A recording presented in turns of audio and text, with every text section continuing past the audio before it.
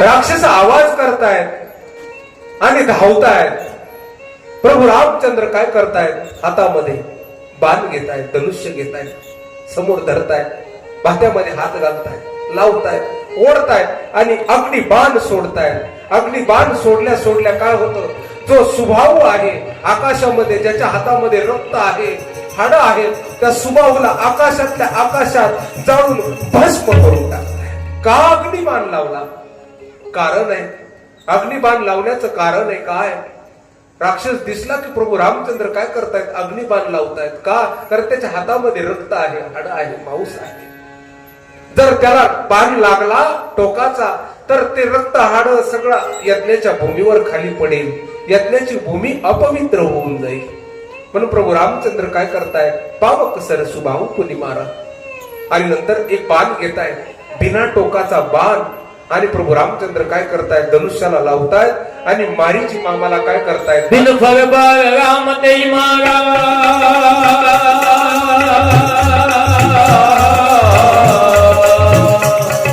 बिन फळ बाळ राम ते मारा, सत्योजन का सागर पारा, सत्योजन का सागर पारा. बिन फळ बाळ राम ते मारा,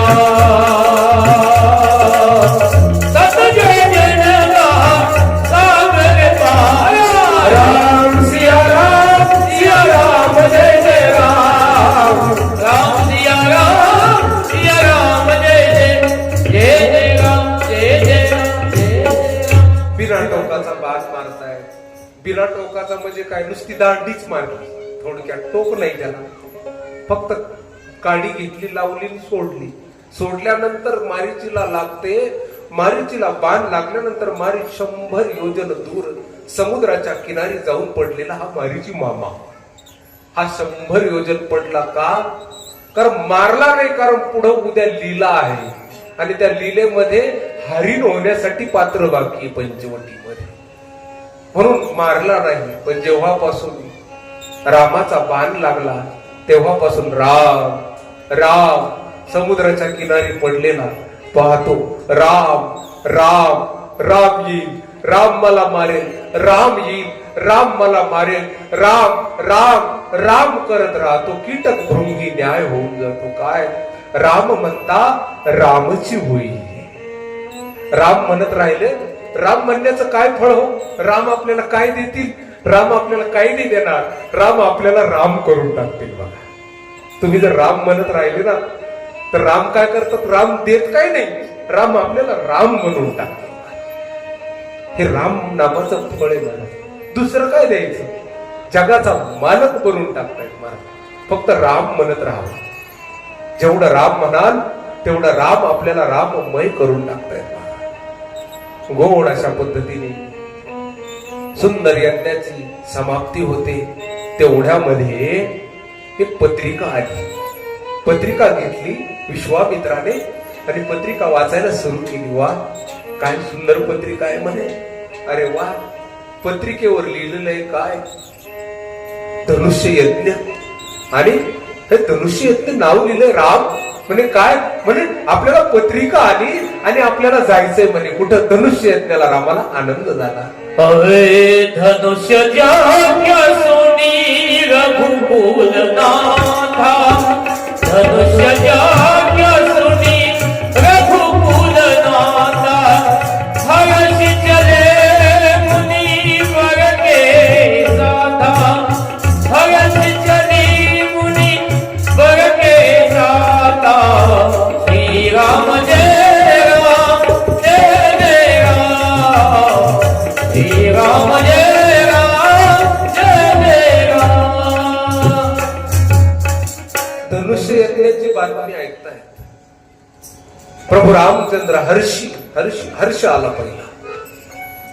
रामचरित्रामध्ये हर्ष शब्द बऱ्याच वेळेस लावलेला आहे. म्हणजे हर्ष काय? हर्ष शब्द आला याचा अर्थ काय? इथून पुढची जी गोष्ट आहे, इथून पुढची जी कथा आहे ती हर्षाने भरलेली आहे. आता हर्ष येणार आणि ती कथा ऐकल्यानंतरही मनुष्याच्या जीवनात हर्ष उल्हास निर्माण होणार अशी कथा गोस्वामी तुलसीदासजी पुढे देत आहे. आनंद होतो. चले मुनी वर के साथा.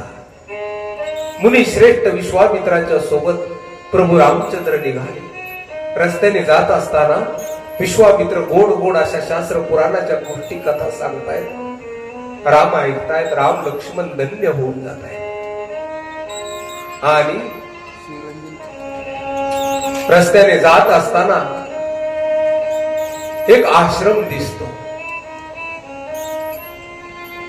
त्या आश्रमामध्ये बघतायत राम बाबा म्हणे काय हा आश्रम कोणाचा? म्हणे आहे एका ऋषीचा. समोर शिळा पडलेली दिसते म्हणे. आश्रम एक दीख मग माही खग मृग जीव जंतुता नाही तर पक्षी आहे न पशु आहे न जीव आहे न जंतू आहे म्हणे. कोणाचा आश्रम आहे? आणि ही शिळा एका नारीच्या आकाराची दिसते, स्त्रीच्या आकाराची. ही नारी कोण? म्हणे राम माहित नाही का? म्हणे नाही बाबा. म्हणे तुला तर सगळं माहित असतं म्हणे. चतुरा तू शिरोमणी गुण लावण्याची खाली मुकुट सकळा मनी धन्य तुझी विठोबा न सांगता तुम्हा कळो येते अंतर. तुम्हाला सांगायची गरज पडत नाही, तुम्हाला आपोआप सगळं माहित असतं म्हणे देवा. म्हणे सांगा ना बाबा. म्हणे राम ही शिळा नाही. म्हणे मग काय सांगताय? गौतम नारी श्राप बस उपदेह धरी धीर चरण कमल रज चाहती कृपा करहु रघुबीर. राम ही शिळा नाही. ही गौतमाची पत्नी आहे अहिल्या. हिला श्राप भेटलेला आहे. पापवश नाही बोलले, श्रापवश. शाप दिलेला आहे म्हणे. पाप नाही, तिचं काही पाप नाही. पाप ह्या वाईट नजरावाल्यांचं असतं. नारी सहसा पापात 90% नसते. हे पाप मोठ्यांचं पाप आहे म्हणे. तिचं पाप नव्हतं. तिचा छळ झाला रे रामा. इंद्राने छळ केला. म्हणे कोण ही अहिल्या? हिच्या नवऱ्याचं नाव काय? म्हणे गौतम ऋषी. ही जी गंगा वाहते ना गोदावरी, ही गौतम ऋषीने आपल्या तपोबळाने आणलेली आहे महाराज. नाशिकला त्र्यंबकेश्वरला सध्या निवृत्ती दादांचा सोहळा चालू आहे त्र्यंबकेश्वरला.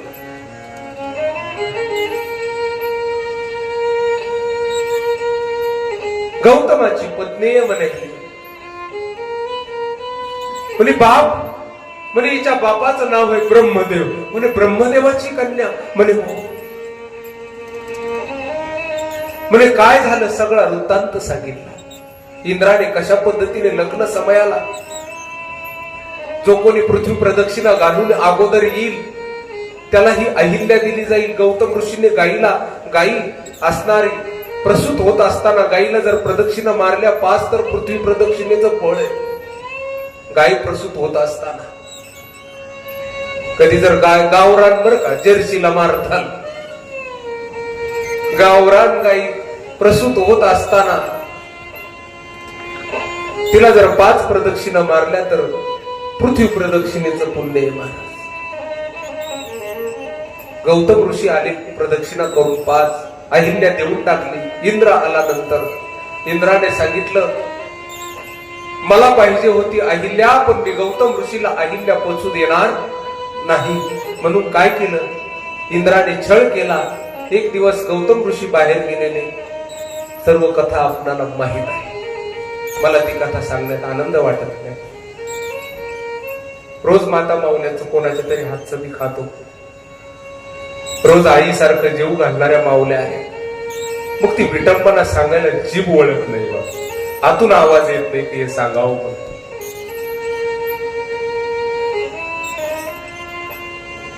छळ केला तिच्यावर. म्हणून राम म्हणे काय उद्धार कर या नारीचा.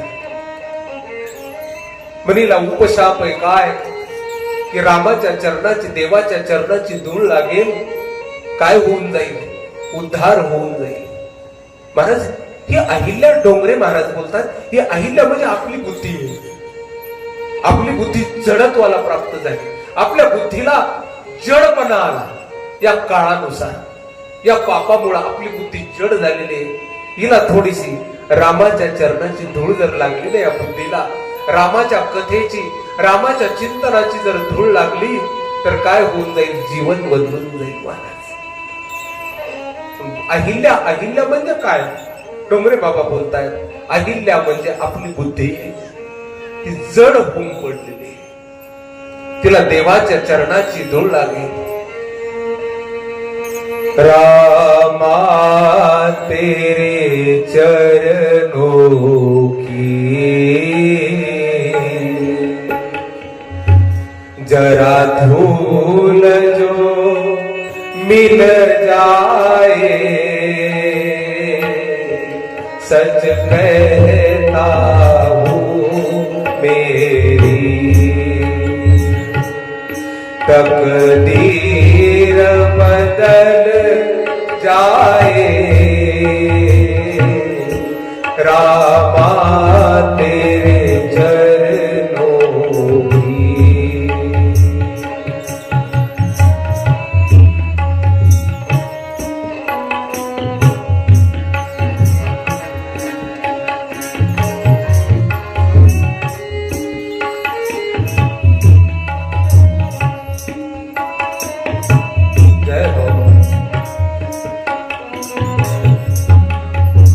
राम तुमच्या चरणाची धूळ चालू, तुमची चरणाची धूळ लागेल, या नारीचं जीवन बदलून जाईल. राम तुमच्या चिंतनाची धूळ लागेल, आमचं जीवन बदलून जाईल. म्हणून काय करा, थोडीशी कृपा करा देवा. राम तुमचा अवतारच कृपेचा आहे. राम म्हणजे काय, रामासाठी जर पर्यायी शब्द जर या विश्वामध्ये जर दुसरा काही असेल तर तो आहे दया. रामासाठी दुसरा शब्द जर काय असेल तर ते प्रेम. रामासाठी दुसरा शब्द जर काय असेल तर मूर्तिवंत कृपा म्हणजे राम आहे. म्हणून रामा तेरे चरणों की जरा धूल जो मिल जाए, सच कहता हूँ मेरी तकदीर बदल जाए. संवाद चालू आहे पण दगड रूप झालेली अहिल्याच्या डोळ्यातून अश्रू गळाला. का देवा माझं काही चुकलं नव्हतं हो, पण आज बरं झालं शाप दिला मुलीने माझ्या नवऱ्याने मला. दगड झाले बरं झाले, आज देवाचे चरण मला भेटतात. घाम फुटला मूर्तीला, कारण हजारो वर्षापासून वाट पाहतो. देवा माझं काही चुकलं नव्हतं, करा दया, करा कृपा.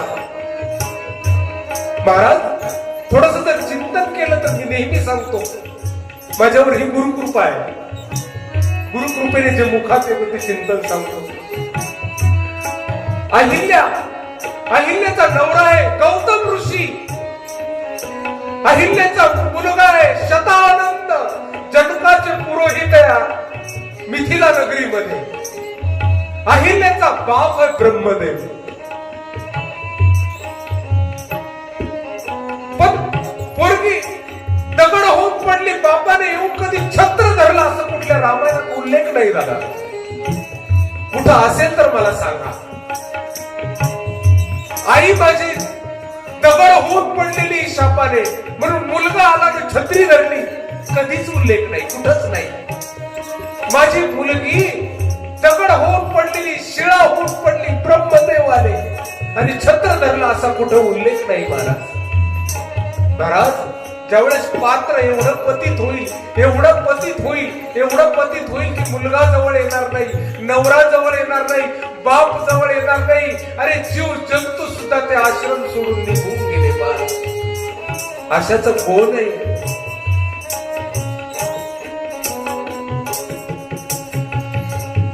रामा तेरे चरणों की जरा धूल जो मिल जाए, सच कहता हूँ मेरी तकदीर बदल जाए.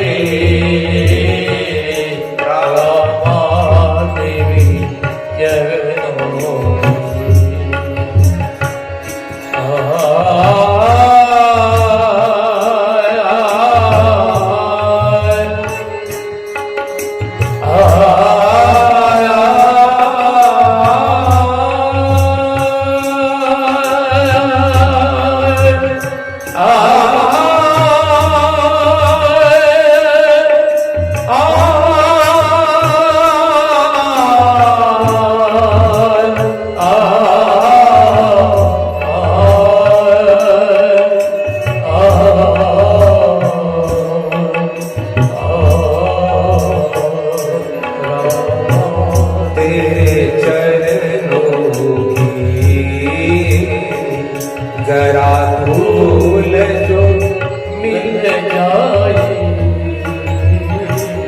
सच कहता हूँ मेरी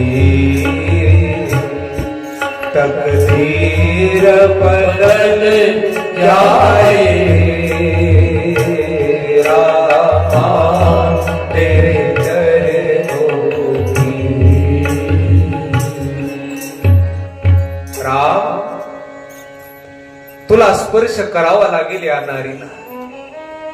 राम हात जोडतायत. नाही म्हणे बाबा. म्हणे का? म्हणे आमच्या कुळामध्ये अशी परंपरा नाही नारीला पायाने स्पर्श करण्याची. काही काही लोकांमध्ये परंपरा असते घरातल्या लक्ष्मीला लाताखाली तुडवण्याची. घरात पोरगी येते ना नांदायला, त्यावेळेस ती सासू तीनदा सुईनीची गलबल झाली, तीनदा येर झाऱ्या करते सासू. तर कुंकवाचे ताट भरून ठेवते पायात. बाई लक्ष्मीच्या पावलाने ये, लक्ष्मीच्या पावलाने ये. त्या नवरीला पाय बुडायला लावते. ठसे उमटत उमटत उमटत ती ठशाकडे पाहते. कशासाठी? उलथ्या पायाची का पालथ्या पायाची? असंच असतं.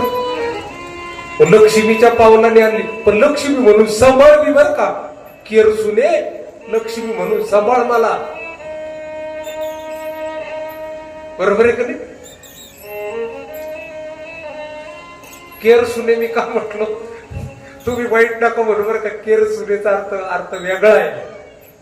तुम्हाला जे वाटतोय तो केर सुनेचा अर्थ नाही. केर सुने म्हणजे मी काय वाकडं वाईट बोललो असं नाहीये. केर सुने, केर म्हणजे केअर, काळजी.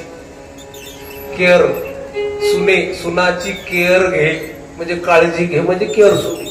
म्हणून सासूला केअर सुने.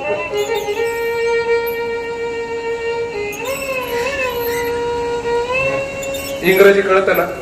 केअर म्हणजे काय? नाही कळत? मग काय? केअर म्हणजे काय?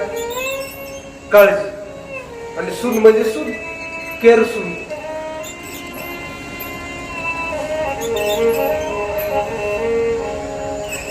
इंग्रजीत अर्थ सांगितला माय. इकडच्या माय मी वाईट नाही बोललो माय तुम्हाला. इंग्रजीत अर्थ काय होतो? केअर सून म्हणजे काय? सुनाची काळजी घेणारी केअर सून. राव आपल्याला दया करावी लागेल. हात जोडतायत राम. नाही म्हणे बाबा. म्हणे का? आमच्या कुळामध्ये परंपरा नाही म्हणे स्त्रीला लाताखाली तुडवण्याचं किंवा पायाचा स्पर्श करण्याचं. म्हणे राम तू रघुपतीस, उद्या राजा राम होशील, पण जोपर्यंत या पतित नारीचा उद्धार करत नाही तोपर्यंत मी सीताराम होऊ देणार नाही. राम डोळे झाकतायत, लक्षात येतं काय आता इथून पुढे सीतारामची लीला आहे. म्हणून मी जोपर्यंत तू या पतित नारीचा उद्धार करत नाही तोपर्यंत मी सीताराम होऊ देणार नाही. प्रभू रामचंद्र डोळे झाकतायत. अहो नारीला कसा स्पर्श करावा म्हणून पाय उचलताय. हनुमानजीच्या वडिलांची वायुदेवाचं ध्यान करताय. हे वायुदेवा मला मदत करा. पाय उचलताय, वर पाय घेतायत, वायुदेव येत आहेत आणि प्रभू रामचंद्राच्या चरणाची धूळ काढतायत आणि त्या शिळेला लागते आणि शिळा बोलायला सुरू होते. रामा मूर्तिमान अहिल्या माता प्रगट होते, नमस्कार करते. परसत पद पावन शोक नसावन प्रगट वही तप पुण्य से. आज मी शाप मुक्त झाले, आज मी शाप मुक्त झाले. रामा चरण तुझे लागले, रामा चरण तुझे लागले. आज मी शाप मुक्त झाले, आज मी शाप मुक्त झाले, आज मी शाप मुक्त झाले. तुझ्या कृपेची शिल्प संस्कृती माझी मजये, पुन्हा कृती मुक्त झाले.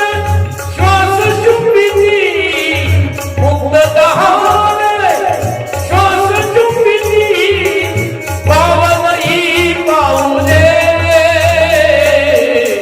शाप मुक्त झाले, आज मी शाप मुक्त झाले. रामा चरण तुझे लागले,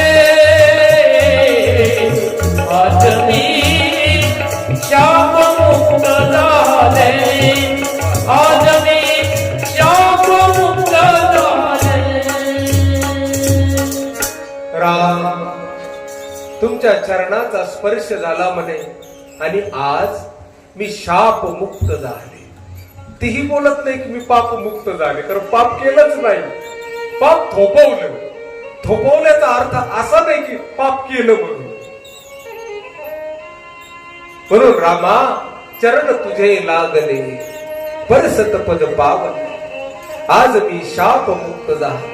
शोक नसावन देवा, तुमचे पावलं दुःख दूर करणारे आहे. प्रगट भई तप पुंज सही, देखत रघुनायक जनसुखदायक, सन्मुख होई कर जोरी रही. अति प्रेम अधीरा पुलक शरीरा, मुख नहीं आवई बचन कही. अतिशय बड़ भागी चरण लागी, जुगल नयन जलधार बही. धीरज मन किन्ना प्रभु कह चिन्ना, रघुपति कृपा भगती मैं पाई. म्हणे बाबा राम मुनी श्राप जो दिला, माझ्या पतीने मला श्राप दिला म्हणे. अति भल किन्ना, खूप चांगलं केलं म्हणे. परम अनुग्रहमय माना, माझ्यावर मोठी कृपा झाली म्हणे. का? कारण त्याच्यामुळं मला आज देव बघायला भेटला म्हणे. मी धन्य झाले महाराज. ज्या आहे त्या परिस्थितीत तुम्हाला सांगतो, एवढे जे आहेत ना, आहे त्या परिस्थितीत आहे तिथं आताच आपल्याला स्वतःला धन्य मानायला सुरू करून घ्या. का? कारण आपण राम कथा ऐकत आहात, आपण रामाचे आहात, आपण नाथाच्या दरबारात आहात आणि आपण 2 वर्षापूर्वी आलेल्या मरणाच्या मोठ्या कोरोनाच्या संकटातून आपल्या पुण्याईनं वाचलेले लोक आहात. म्हणून आता भाग्य काही नाही, जे आहे ते भाग्यच भाग्य आहे. त्याच्यामुळं आज आपल्याला कोणी म्हणू नका की आम्हाला भाग्य कमी पडते. नाही नाही नाही, अरे राम राज्याभिषेक सोहळा पाहणारी माणसं आहोत आपण. भाग्यवान. आरशा पुढे उभं राहायचं, स्वतःची पाठ अशी करून घ्यायची. मी भाग्यवान, मी भाग्यवान. ठेविले अनंते तैसेचे राहावे चित्ती असू द्यावे समाधान. जे भेटलं त्याच्यामध्ये समाधानी राहा. हात जोडते राम धन्य झाले. गौतम ऋषी येत आहेत, नवरा बायको दोघं दर्शन घेत आहेत. प्रभू रामचंद्र त्या दोघांचं दर्शन घेत आहेत. अहिल्याचा प्रसंग समाप्त होतो. प्रभू रामचंद्र पुढे निघाले. पुढे निघाल्यानंतर गंगा स्नानाचाही उल्लेख काही काही ठिकाणी सापडतो. गंगा अवतरणाची कथा विश्वामित्र सांगतायत रामाला. आणि गोड अशा पद्धतीने आता दूरून बघतायत मिथिला नगरी दिसायला सुरू होते. प्रभू रामचंद्र बघतायत किती रम्य, किती रमणीय असणारी नगरी, सुशोभनीय असणारी नगरी मिथिला नावाची नगरी. आणि त्या मिथिला नावाच्या नगरीचं दर्शन घेताय दुरून. का? कारण इथं साधू संतांची नगरी आहे मिथिला. साधू संत राहतात आणि संताच्या पदस्पर्शाने इथला राजा सुद्धा संत आहे, राजा जनक. गोड अशा मिथिला नगरीमध्ये प्रभू रामचंद्र येत आहेत. आता विश्वामित्र महामुनी आये, समाचार मिथिलापती पाये. विश्वामित्र महामुनी आये, समाचार मिथिलापती पाये. हो मंगल भवन अमंगल हारी,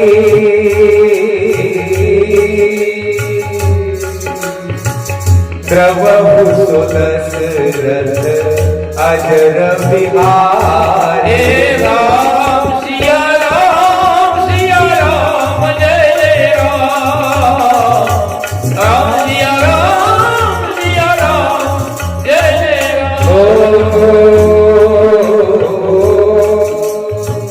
राम सिया की करुण कहानी,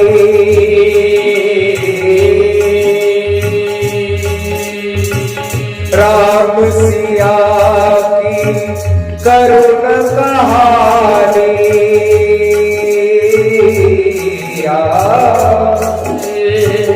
राम सिया की करुण कहानी. एक है चंदन एक है पानी.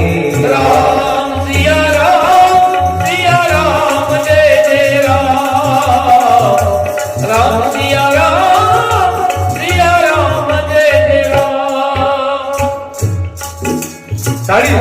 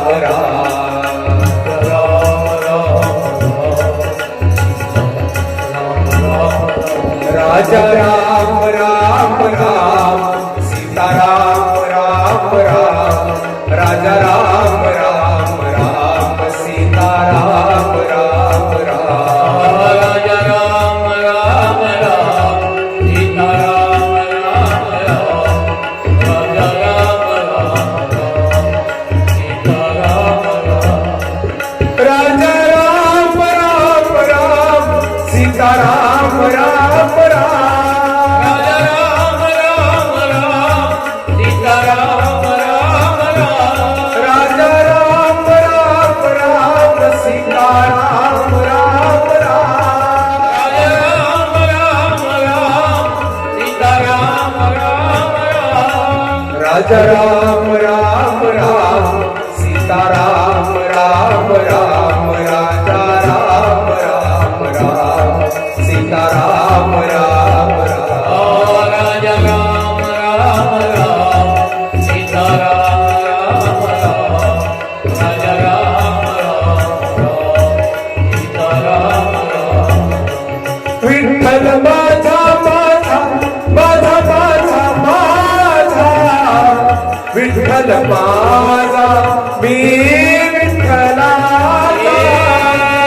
विठ्ठल माझा माझा माझा माझा माझा विठ्ठल माझा मी विठ्ठलाचा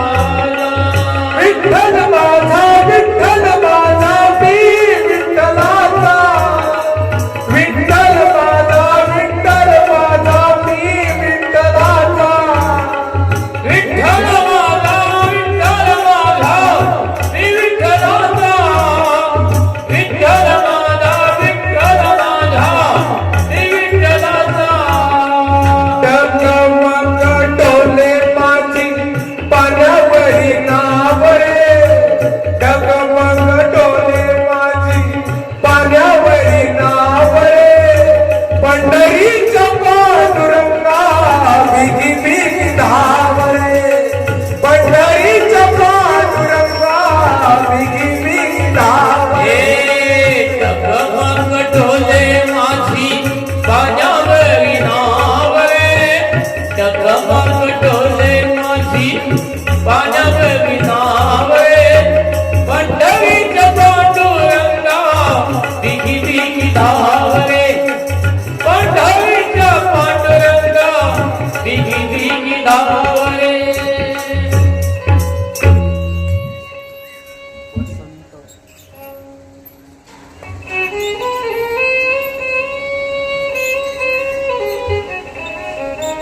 गोड अशा पद्धतीने प्रभू रामचंद्र येत आहेत मिथिला नगरीमध्ये.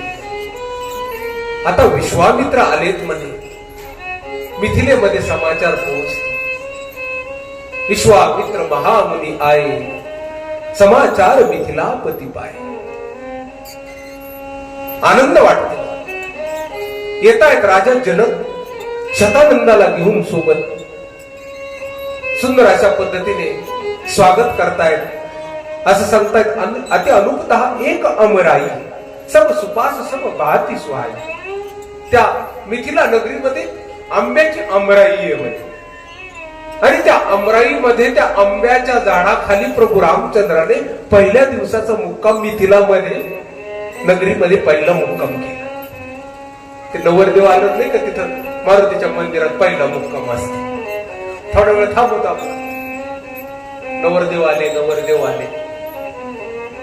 पण इथं तसं काही प्रभू रामचंद्र सोबत आलेले अतिथी म्हणून.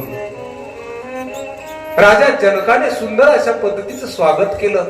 येत आहेत संध्याकाळी अमराईमध्ये गोड असणारा लाल कंदील लाल दिवा लावलेला आहे. आणि प्रभू रामचंद्राची शोभा राजा जनक पाहत आहेत. गोड दिसत आहेत. आणि विश्वामित्र संग बोलता बोलता राजा जनक घडोघडी विश्वामित्राकडचा चेहरा अचानक काय करतो त्या सौंदर्याकडे प्रभू रामचंद्राच्या मुखाकडे काय होतो आकृष्ट होत. आणि विश्वामित्र बोलूनही दाखवतायत राजा जनक हे की बाबा म्हणे काय हे दोन बालक कोण आहेत हे जे दोन दिसणारे एवढे सुंदर बालक आहेत हे कोण आहेत कहु नाथ सुंदर दहु बालक कहु नाथ सुंदर दहु बालक मुनि कुल तिलकटी नृपकुल बालक मुनि कुल तिलकटी नृपकुल बालक कहु नाथ सुंदर दहु बालक नृपकुल तिलकटी नृपकुल बालक कहो नाथ बालक सांगा म्हणे हे सुंदर बालक हे दोन बालक कोण आहेत इने देखी भीती मन अनुरागा यांना बघितल्यानंतर माझं मन यांच्याकडे आकृष्ट होत ते दोन बालक कोण आहेत सांगा ना बाबा सहज विराग रूप मन माझं सहज वैराग्याने भरलेलं मन आहे तरी सुद्धा यांच्याकडे बघून मी आकृष्ट होते कोण आहे विश्वामित्र हसतायत कारण राजा जनक हे ब्रह्मज्ञानी महात्मा आहे आणि हे आकर्षित होत आहे त्याचा अर्थ काय विश्वामित्र हसतायत म्हणे जनका काही गोष्टी पडदा नाही उचललेला चांगला असतो जर पडदा उचलला तर लिहिलेला मजा येत नाही म्हणून लीला जर करायची असली तर पडदा ठेवावा लागतो पडदा उचलला तर भेद माहीत झाल्यानंतर मजा नाही म्हणून लीलेचा आनंद घेण्यासाठी हा रामदेव रूपावरचा पडदा ठेवणं गरजेचं आहे आणि मग सांगतायत राजा दशरथाचे हे दोन पुत्र आहेत यांनी माझ्या यज्ञाचं रक्षण केलं मारीच सुबाहूचा वध केला आणि ताटिकेचा उद्धार करून येत असताना अहिल्याला पावन केलं आणि आले अहिल्याचं नाव घेतल्या घेतल्या शतानंदाने हात जोडले माझ्या आईचा उद्धार केला धर्मगुरु आहेत राजा जनकाचे शतानंद हे अहिल्याचे पुत्र आहेत शतानंद आनंदाने स्वागत करताय जय हो जय हो जय हो संध्याकाळ होते आता संध्याकाळ होताना झोपण्याचा क्रम अगोदर गुरु झोपताय नंतर राम झोपताय आणि नंतर लक्ष्मण झोपताय उठण्याचा क्रम अगोदर लक्ष्मण उठताय नंतर राम उठताय तर नंतर गुरु उठताय नंतर गुरुला म्हणावं लागत उठा रे उठ उठ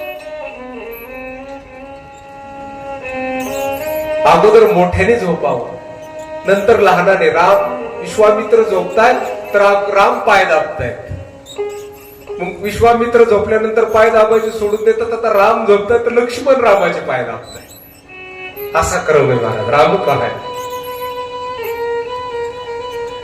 सकाळ झाल्यानंतर उठताय सुंदर अशा पद्धतीची सकाळ होते मिथिला नगरीतली सकाळ महाराज मिथिलेहून लोक आले खूप मस्त वाटलं अयोध्येला हमने कन्या दी है राघव को जनकपुराहून लोक आले होते अयोध्येला 22 तारखेला आमची मुलगी दिली म्हणे आमची पोर आमची लेक नांदती म्हणे इथं येतात महाराज आजही येतात तिथले जनकपूरचे साधू अयोध्येला येतात तर अयोध्येचं पाणी पित नाही म्हणे का म्हणे पोरीच्या घरचं अन्न नाही घ्यावं पाणी नाही घ्यावं म्हणून आम्ही आमचं ते साधू लोक आजही तिथे येतात मिथिलेतली मिथिला नगरी मिथी नावाचे राजा होऊन गेले आणि त्या मिथी राजा हे खूप पवित्र होते पावन होते म्हणून त्या मिथी राजाहून नाव पडलं मिथिला त्या मिथिला नगरीचं गोड अशा पद्धतीची ही मिथिला नगरी सकाळ झाल्यानंतर प्रभू रामचंद्र म्हणतायत बाबा म्हणे काय म्हणे पूजा करण्यासाठी फुलं आणायचे होते म्हणे फुलं आणायचे होते मग जाणार म्हणे म्हटलं बाबांची आज्ञा घ्यावी मग जावं म्हणे राम किती रे तुझा सहज सरळ स्वभाव म्हणे बाबा तुमच्या सोबत आहोत मग तुम्हाला विचारल्याशिवाय कसा निर्णय घ्यावा परत घडोघडी राम विचारतायत ऋषींना. ठीक आहे जा म्हणले. राम आणि लक्ष्मण अगोदरच्या एका दिवसाला नगर बघण्याचाही क्रम सांगितलेला आहे रामचरितमानसमध्ये. पण जिथपर्यंत आपल्याला वेळ आहे वेळेनुसार स्वयंवरापर्यंत आपल्याला पोहोचायचं. आणि राम आणि लक्ष्मण हातामध्ये ती दुर्डी घेत आहेत. आता इथं धनुष्यबाण ठेवलेलं आहे गुरुजींजवळ आणि प्रभू रामचंद्र हातामध्ये ती परडी दुर्डी घेऊन काय करतायत, जनकाच्या असणाऱ्या पुष्पवाटिका त्या जनकाच्या वाटिकेमध्ये फुलं तोडण्यासाठी जात आहे. ती एक जनकाची वाटिका आहे, तिथे ही माझ्या बलदादाची वाटिका आहे. मला असा सुंदर आश्रम मी जीवनात कुठं पाहिला नाही. इतकी सुंदरता, एवढे झाड एवढे झाड एवढे झाड. आणि कोणी झाडाला पानाला जर हात लावला की दादा हात नको लावराय, हात नको लावराय, दादा लगेच आरडतायत. हात लावला तर बघ जणू काही लेकरासारखे सांभाळले झाड. साधूची लेकर म्हणजे काय हे झाड. वृक्षवल्ली आम्हा सोयी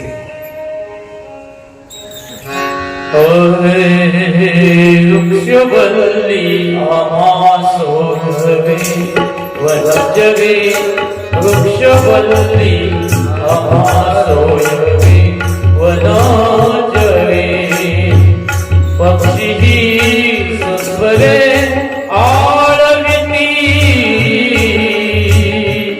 वृक्षवल्ली आम्हा सोयरे वनचरे वृक्षवल्ली आम्हा सोयरे वनचरे. वृक्षवल्ली आम्हा सोयरी. महाराज बोलतायत तुकोबार आहे. वृक्षवल्ली आश्रम कसा असावा, तर आश्रम असा असावा या आश्रमासारखा स्वामी बलदेवानंद गिरी जी महाराजांसारखा असावा. आश्रम कसा असावा, आश्रमामध्ये 3 गोष्टी असावा. कोणत्या? देखत बन सर सैल सुहाये बाल्मीक आश्रम प्रभुआए. देखत बन सर सैल सुहाए देखत बन सर सैल सुहाए बाल्मीक आश्रम प्रभु आए. आश्रमामध्ये 3 गोष्टी असावा. एक हे बन, दुसरं आहे सर आणि तिसरं आहे सैल. या 3 गोष्टी असाव्या. वन म्हणजे काय? अरण्य असावं. वन म्हणजे वन, अरण्य असावं. दुसरं सर म्हणजे सरोवर असावं आणि तिसरं सैल म्हणजे पर्वत असावा. आपल्या आश्रमामध्ये वनही आहे, सर शेजारीचे सरोवर आणि सैल पर्वत शेजारीचे. मला आल्यापासून खूप मनामध्ये यायचं. ते जे समोर आहे ना पर्वत शेजारी, त्या पर्वतावर मस्त झोपडी बांधलेली. म्हणले या झोपडी के भाग आज खुल जाएंगे, राम आएंगे. ती झोपडी ती समोरवर बघतोय, असं वाटतं तिथे जाऊन राहावा निवांत. किती सुंदर जागा आहे बघा. प्रभू रामचंद्र काय करतायत? हातामध्ये परडी घेत आहेत आणि जात आहेत फुलं तोडण्यासाठी. आणि सुंदर अशा पद्धतीचे माळी लोक आहेत तिथं. त्या माळी लोकांना विचारतायत, काय माळी दादा, माळी दादा म्हणे काय? म्हणे अहो आम्ही फुलं घेऊ का इथून थोडीशी? सगळे माळी एकत्र येत आहेत आणि माळी हात जोडत आहेत. महाराज त्या माळी समाजामध्ये खूप प्रेम असतं बाबा.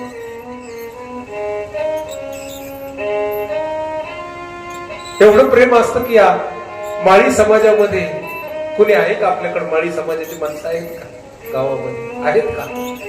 हा आहेत का? किती लोक आहेत? बोटवर करा. इथं कोणी आलेलं आहे का? बोटवर करा. सावता सागर या माळी समाजामध्ये एक संत होऊन गेले, सावता, संत सावता. एकदा पांडुरंगाने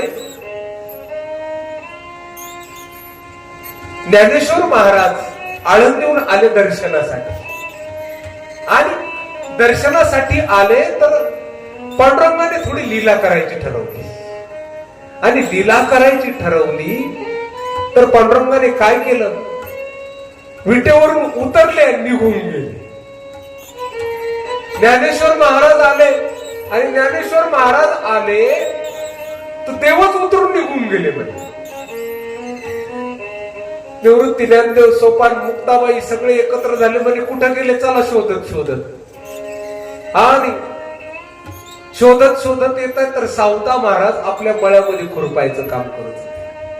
कांदा मुळा भाजी अवघी विठाबाई माझी.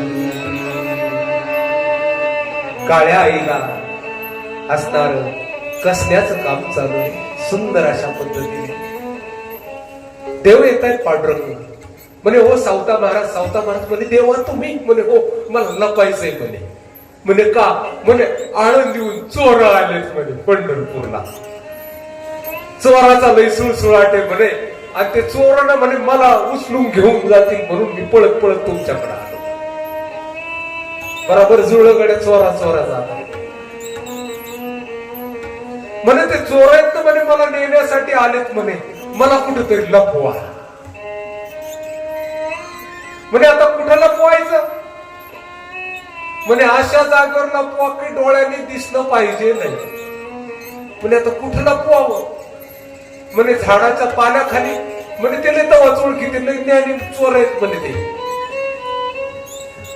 विज्ञान विज्ञान ज्ञान सगळं येतं म्हणे त्यांना.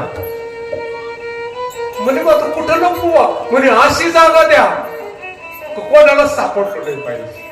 महाराज सावता महाराज म्हणते, देवा देवा एकच जागा आहे म्हणे, माझं हृदय.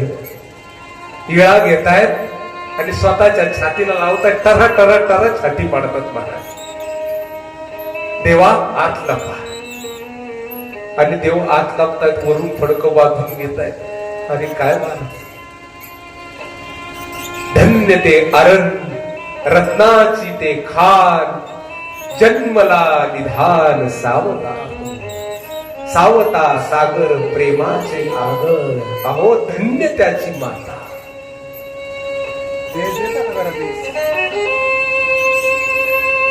धन्य त्याची माता, धन्य त्याचा पिता, धन्य त्याची माता, धन्य त्याचा पिता. धन्य त्याची माता, धन्य त्याचा पिता, धन्य त्याची माता, धन्य त्याचा पिता. साठविला जाता त्रैलोक्याचा, साठविला जाता त्रैलोक्याचा. सावता सागर प्रेमाचे आगर, सावता सागर प्रेमाचे आगर. जन्मला निधान सावता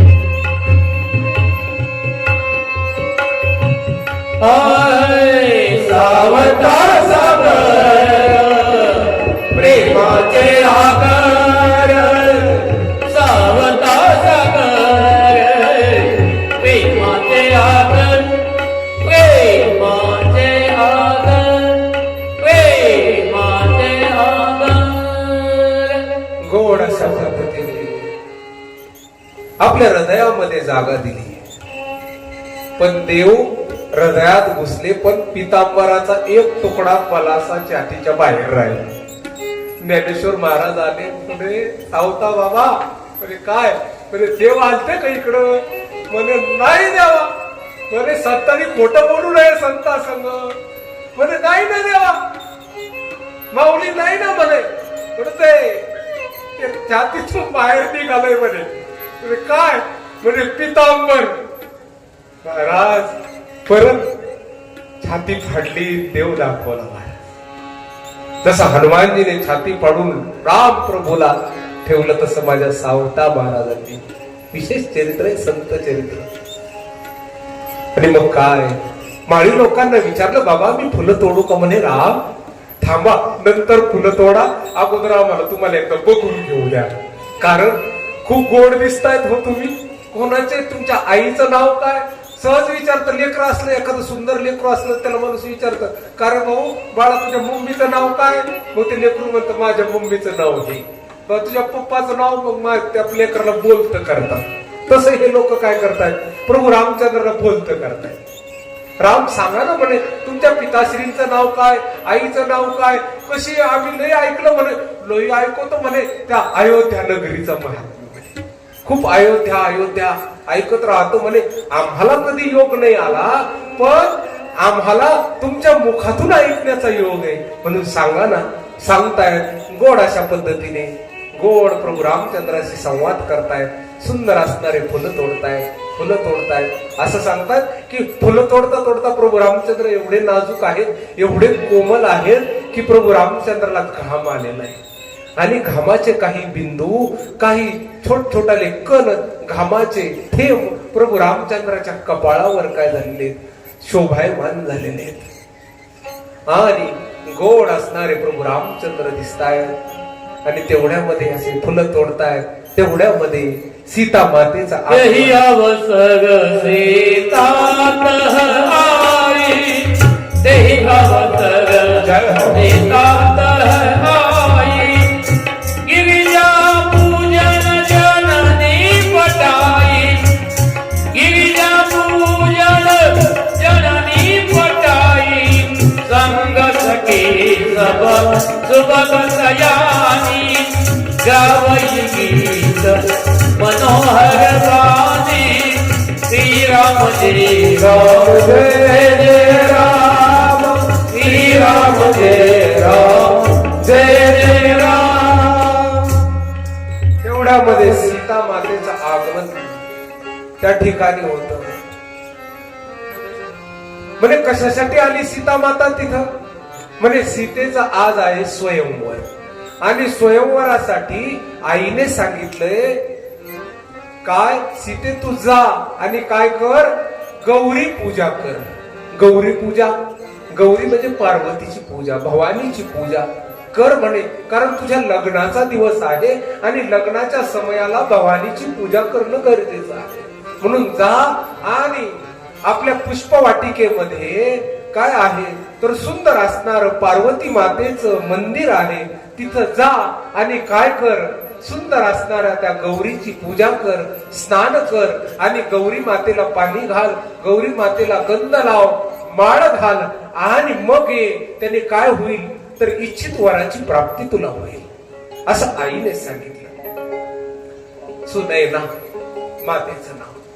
आणि मग काय, येते सीता माता त्या ठिकाणी आणि आल्यानंतर गोड अशा पद्धतीने वाटिकेमध्ये अगोदर राम आणि नंतर आता सीता माता. राम आहे, लक्ष्मण आहे आणि सीता आहे. जनकाची वाटिका, याच्यामध्ये राम म्हणजे ज्ञान आहे, लक्ष्मण म्हणजे वैराग्य आहे आणि सीता माता म्हणजे शांती किंवा भक्ती आहे. म्हणून राजा जनकाची वाटिका. गोड अशा पद्धतीने सीता माता येते, हातामध्ये माळ घेतलेली आणि येते पुढं पुढं पुढं पुढं आणि सुंदर अशा पद्धतीने त्या वाटिकेमध्ये पाऊल ठेवते. तर कावऱ्या बावऱ्या नजरेने पाहते इकडे तिकडे. असं सांगतात की मृगलोचनी आहे. सीता मातेचं वर्णन करताना सीता मातेच्या डोळ्याला हरणाच्या डोळ्याची उपमा दिली. हरणीच्या डोळ्यासारखे नयन आहेत, पाहते इकडं तिकडं टकापका.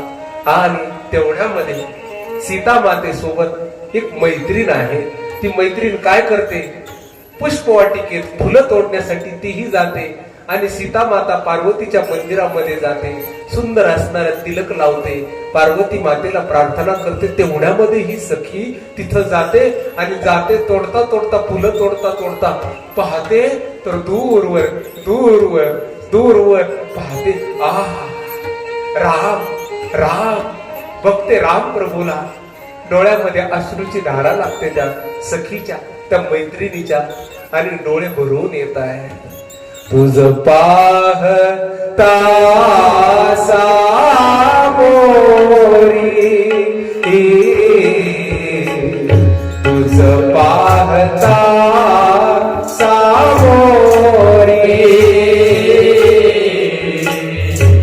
तुझ पाहता सामोरे,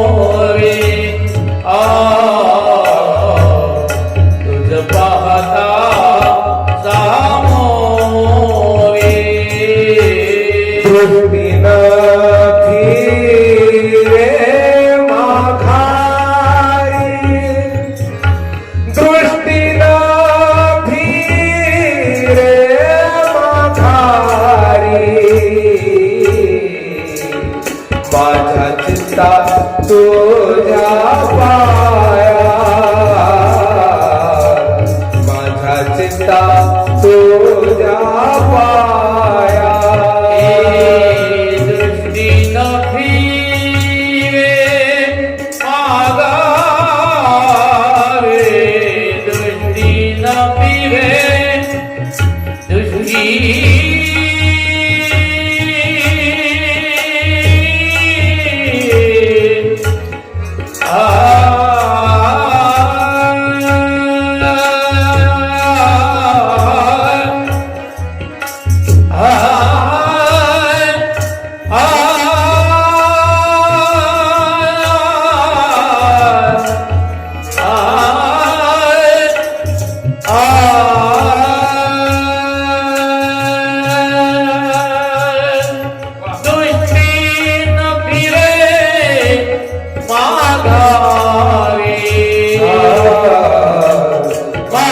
चित्ता तुझ्या पाया, माझ्या चित्ता तुझ्या पाया.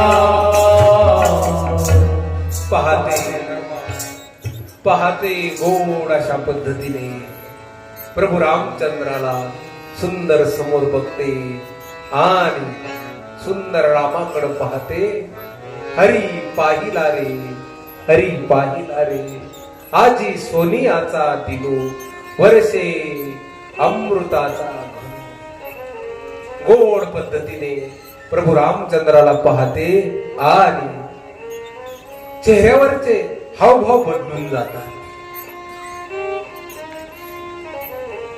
जे लोक परमात्म्याचं दर्शन घेणारे माणसं असतात त्याचे चेहरे पण वेगळेच असतात. महाराज उमटती ठसे ब्रह्मप्राप्ती अंगी दिसे, तुकोबारा बोलतात. चेहऱ्याची कांती बदललेली असते, ते देहावरचे नसतात. महाराज पाहते आणि पाहते राम फुलं तोडताय, बघतच राहते, बघतच राहते. वा वा वा वा. कधी डोळ्याची धनी जर फेडायची असली तर पंढरीला जाऊन पांडुरंग बघून यावा, देवाच्या पुढे उभं राहायचं, सुंदर बघत राहायचं देवाला. वा वा वा. नाहीतर डोळ्याची धनी फेडायला मालिका पाहते.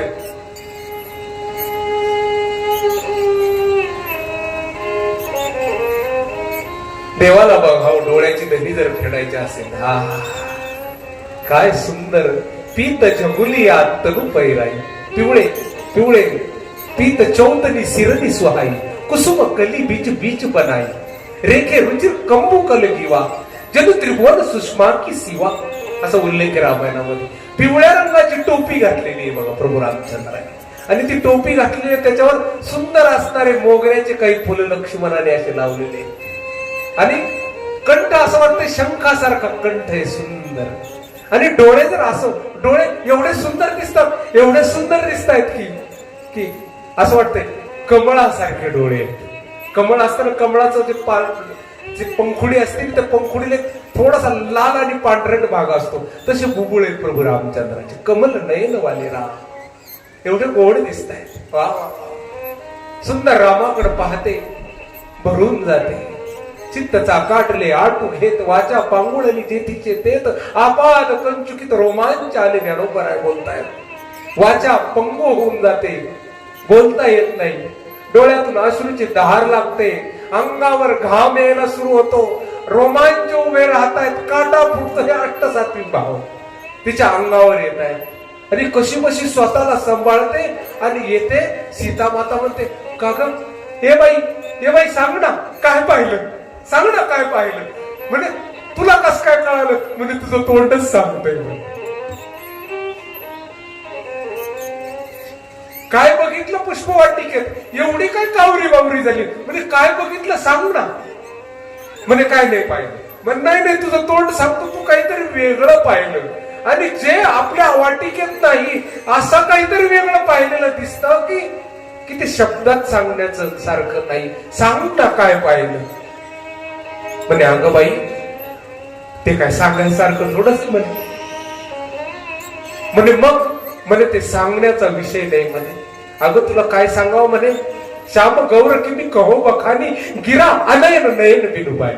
या विधात्याने म्हणे अगं तुला सांगते खूप चुकीच्या गोष्टी बनवल्या. म्हणे काय बनवलं. म्हणे या ब्रह्मदेवाने सृष्टी बनवली ना त्यावेळेस त्याच्याकडून काही चुका झाल्या. म्हणे काय चुका झाल्या सांग ना. म्हणे डोळ्यात ना त्यांनी एक तर डोळ्याला जीभ द्यायला पाहिजे नव्हती, नाही तर जिभेला डोळे द्यायला पाहिजे. म्हणे का. म्हणे कारण डोळ्याला जर जीभ दिली असती तर डोळ्याने जे पाहिलं ते त्याला सांगता आलं असत,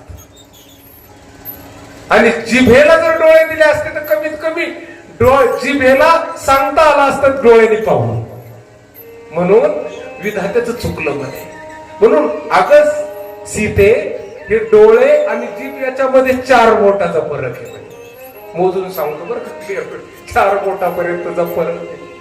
मग हे 4 बोटाचा फरक आहे. म्हणे हा फरक बऱ्याच गोष्टीचा अडचणी तयार करतो. म्हणून एक काम करते म्हणे मी तुला दाखवते. चल म्हणे. सीतेच्या हाताला घेते धरते आणि सीता मातेला घेऊन ही जन्माची बाळा, धरतीची तनया, धरतीची कन्या आज निघाली. आणि मग काय सीता माता जाते प्रभू रामचंद्राच्या समोर. लता ओट तब सखीन लखाय असं सांगतायत. झाडाच्या वेली आहे, त्या वेली थोड्याशा दूर सावरते. सीते ये ये, सीते सीते ये ये ये, आणि बघ म्हणे तू. बघ दाखवते, झाडाच्या वेली बाजूला करते. ते जे पानं आहेत ना, ते जे आंब्याचं झाड आहे ना, त्या आंब्याच्या झाडाच्या थोडस डाव्या बाजूला, आणि तिथं बघ म्हणे फक्त तो. आणि सीता मातेचे डोळे तसे जात आहेत आणि सुंदर प्रभू रामचंद्राला पाहत आहे. वा वा वा, गोड प्रभू रामचंद्र फुलं तोडतायत, आणि फुलं तोडता तोडता सीता माता पाहते थक्क होऊन. कोण? सहज पवित्र मन सीता मातेचं प्रभू रामचंद्राच्या दिशेने काय केलं जातं? आकर्षित केलं जातं. जणू काही जन्मोजन्माचा संबंध आहे. आणि सीता माता डोळे भरून प्रभू रामचंद्राला पाहते. प्रभू रामचंद्र सुद्धा फुलं तोडता बघतात समोर अचानक सीता मातेकडे नजर जाते. इकडून सीता मातेचे डोळे, तिकडून प्रभू रामचंद्राचे डोळे, आणि ही जनकाची वाटिका आज धन्य होऊन जाते. बघते सखी म्हणतात, ए सीते, अगं बस ना आता, किती वेळ पाहते, डोळ्यात भरून घेतेस की काय? कसं बस हलून जाग करताय. आणि सीता माता म्हणते, मंगल गाओ माटी रंगाओ, आज मोरे पिया घर आएंगे, आज मोरे पिया घर आएंगे. मंगल गाओ चौक पुराओ, आज मोरे पिया घर आएंगे, आज मोरे पिया घर आएंगे.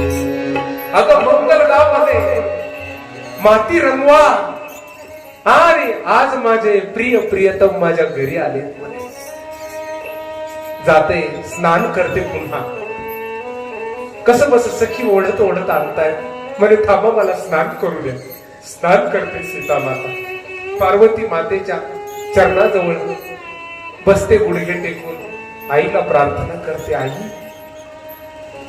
हार घातलेला आहे सीता मातेने पार्वती मातेच्या गळ्यामध्ये, आणि प्रार्थना करते, विनंती करते, जय जय गिरीवर राज किशोरी, जय महेश मुख चंद चकोरी.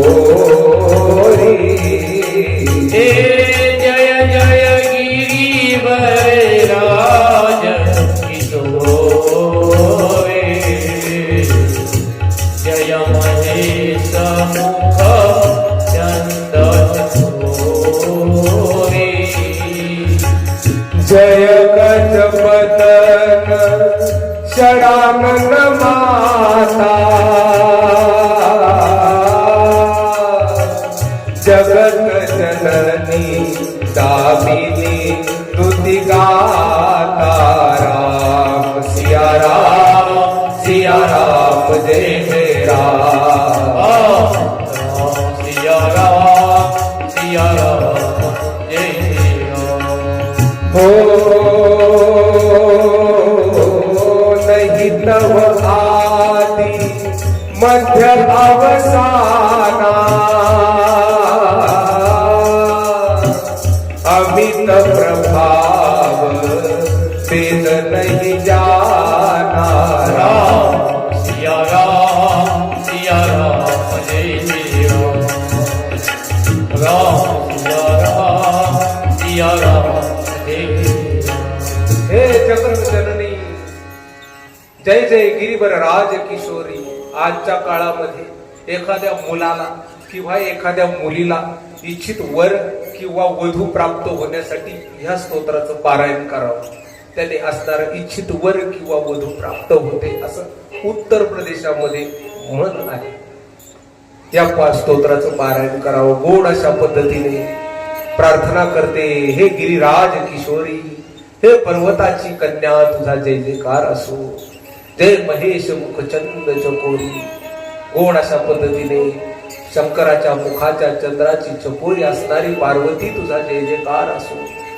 तू गजबदन गणपती बाप्पा षडानन कार्तिकीची माता आहेस, तुझा जय जयकार असो, अशी विनंती करते आणि प्रार्थना करते. आई, मी जे बघितले ना, मला ते नवरदेव पाहिजे, अशी प्रार्थना करते, विनंती करते. आणि गोड अशा पद्धतीने, आई, मला ते जे बगीच्यामध्ये बागामध्ये मी जे बघितलेले आहे, माझ्या डोळ्याने माझ्या हृदयाने ज्यांना स्वीकारलेलं आहे ते मला पाहिजे, अशा पद्धतीने प्रार्थना करते. मूर्तीच्या गळ्यामध्ये असणारी माळ आपोआप निसटते आणि सीता मातेच्या गळ्यामध्ये पडते आणि मूर्ती बोलायला लागते. सीते, तुझी सर्व कामना, तुझ्या मनोकामना पूर्ण होतील. गणपती बाप्पाही म्हणतायत, सीते, तुला जसा पाहिजे तसा, जो बघितला तोच नवरदेव भेटेल म्हणे. कार्तिकेय स्वामी सुद्धा बोलतायत, तू जो पाहिला तो नवरदेव तुला भेटेल. सुंदर अशा पद्धतीने गळ्यात पडलेली माळ, डोळे अश्रू भरून येत आहेत. आई भवानी, मला उजवा कौल दे. एखाद्या नारीच्या जीवनामध्ये तिच्या लग्नाचा निर्णय खूप महत्वाचा असतो, नाहीतर नंतर तो निर्णय चुकल्याचा पश्चाताप जर झाला तर त्या नारीचं जीवन समाप्त